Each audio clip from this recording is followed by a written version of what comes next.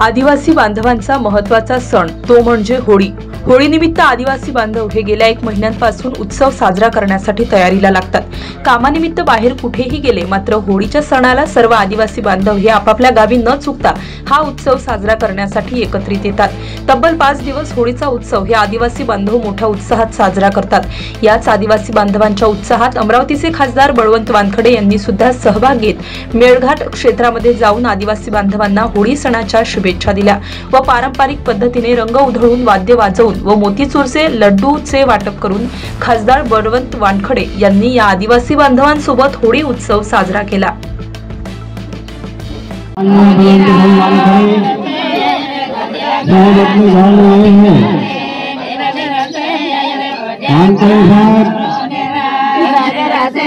अपने आदिवासी क्षेत्र का सबसे बड़ा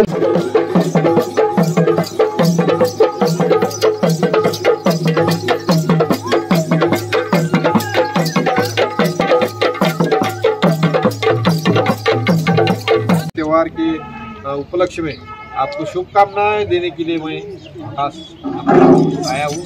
आप सभी लोगों को होली के शुभकामना देता हूँ।